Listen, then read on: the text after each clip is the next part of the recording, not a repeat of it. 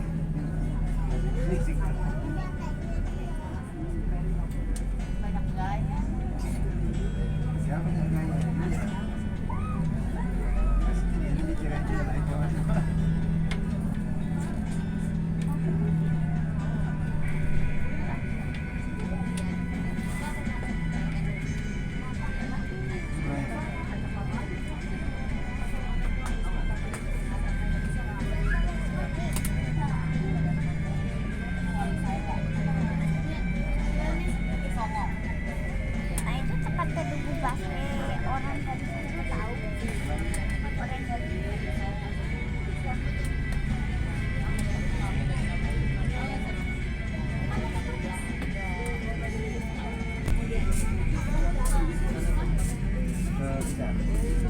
oh ya.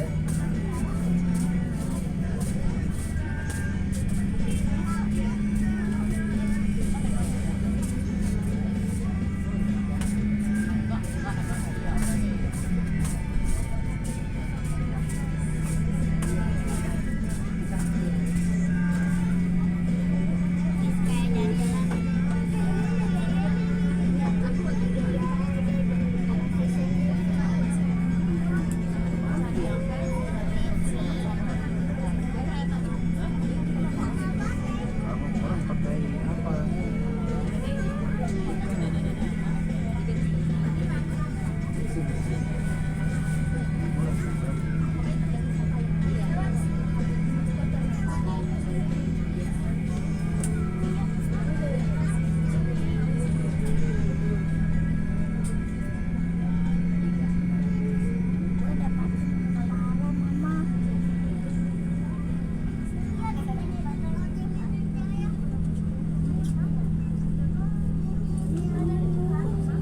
Nah, di sebelah kanan terdapat Galeri Nasional Indonesia. Ini merupakan gedung tempat berkumpulnya seni-seni modern dan kontemporer.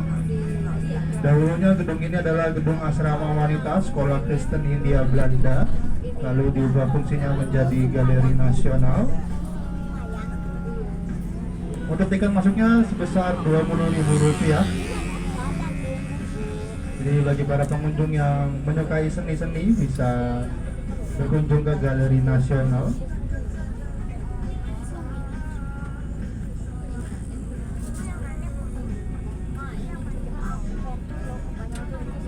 Dan di sebelah kiri merupakan stasiun besar kelas A, yaitu Stasiun Gambir.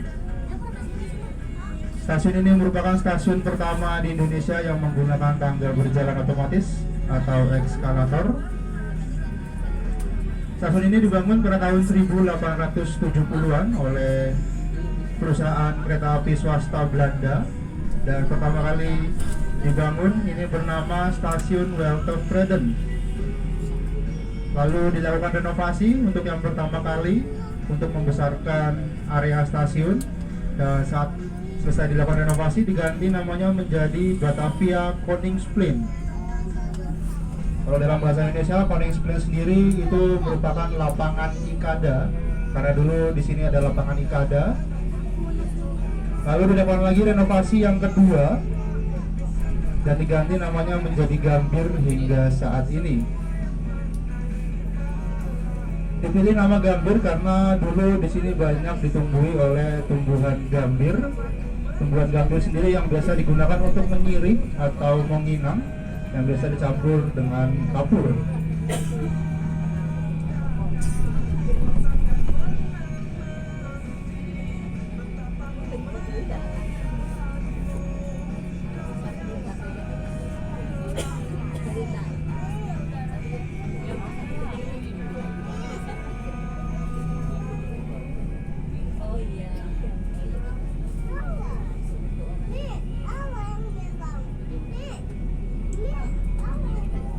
Dan di sebelah kiri terdapat masjid terbesar se-Asia Tenggara, yaitu Masjid Istiqlal.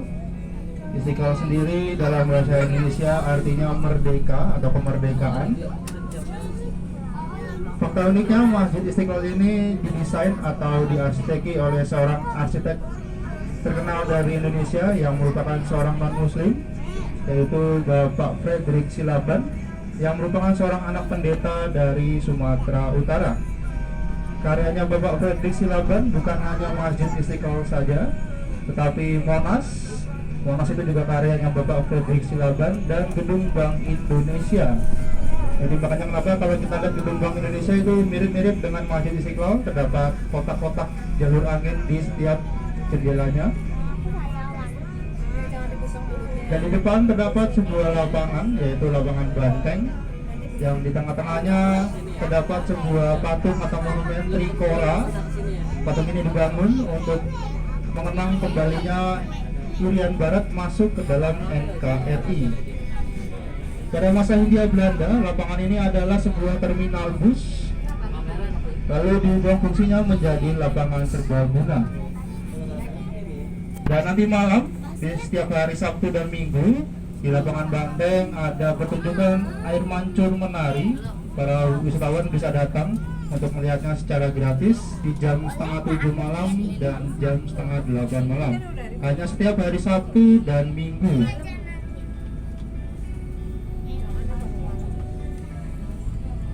Dan di sebelah kanan terdapat salah satu gereja tertua di Indonesia, yaitu Gereja Katedral. Ini dibangun pada tahun 1901. Gereja ini merupakan masuk ke dalam cagar budaya.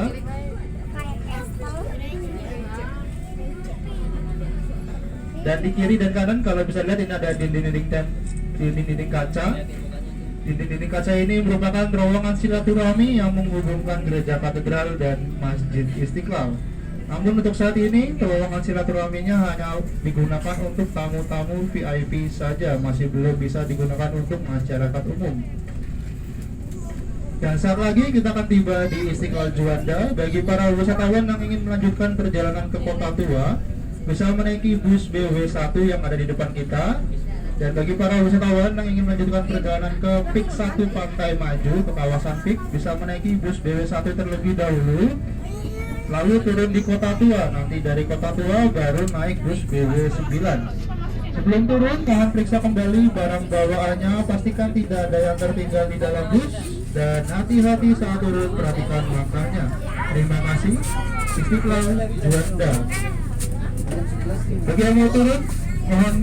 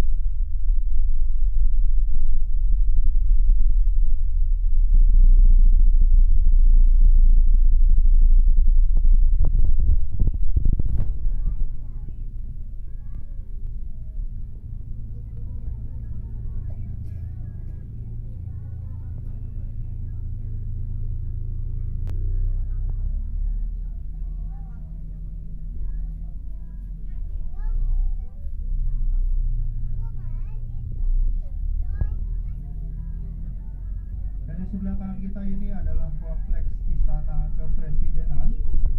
Kompleks Istana Kepresidenan itu dibagi menjadi dua bagian, yaitu Istana Negara atau Sekretariat Negara dan Istana Merdeka.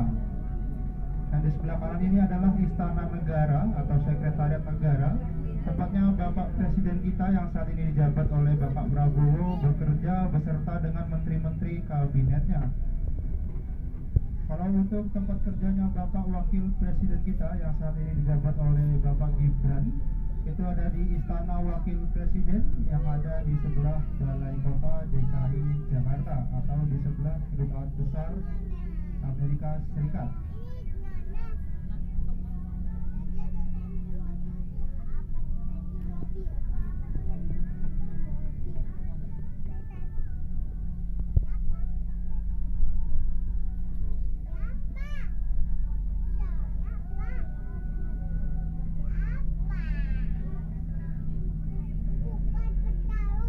Dan yang ada di sebelah kanan kita ini adalah Istana Merdeka.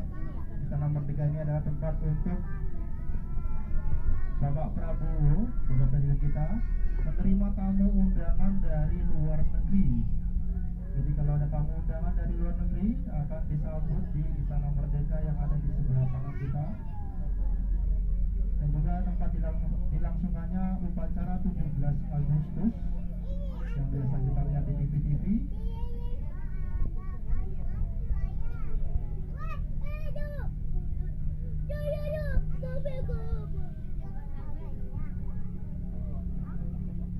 Dan saat lagi kita akan tiba di pemberhentian pertama kita, yaitu halte Monas 1. Bagi para wisatawan yang ingin berkunjung ke dalam Monumen Nasional atau Monas, bisa turun di sini. Sebelum turun, periksa kembali barang bawaannya, pastikan tidak ada yang tertinggal di dalam bus, dan hati-hati saat turun, perhatikan langkahnya. Terima kasih. Halte Monas 1.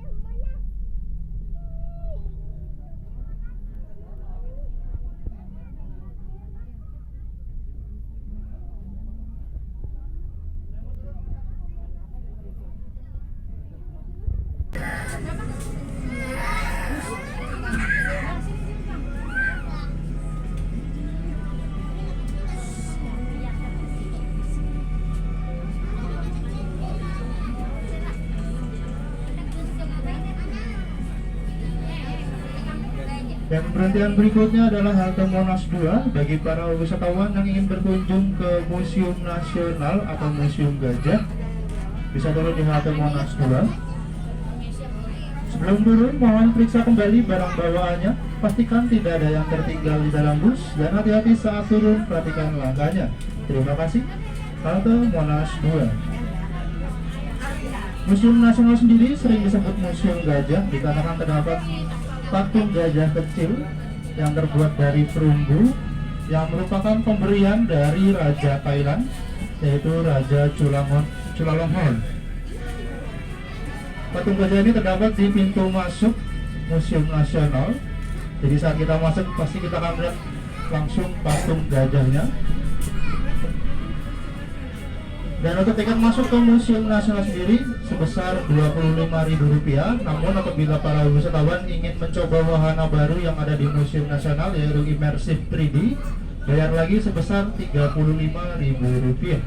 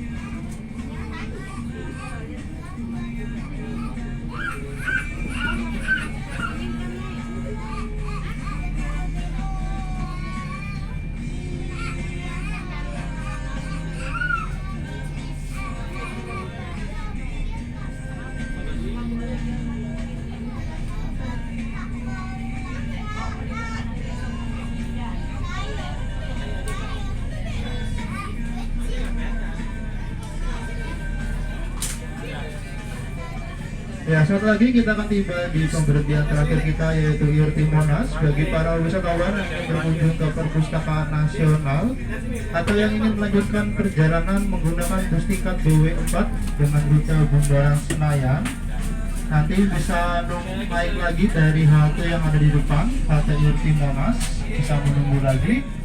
Sebelum turun, mohon periksa kembali barang bawaannya, pastikan tidak ada yang tertinggal di dalam bus, dan hati-hati saat turun, perhatikan langkahnya. Terima kasih telah menggunakan layanan City Tour dari PT Transportasi Jakarta. Sampai berjumpa di lain waktu.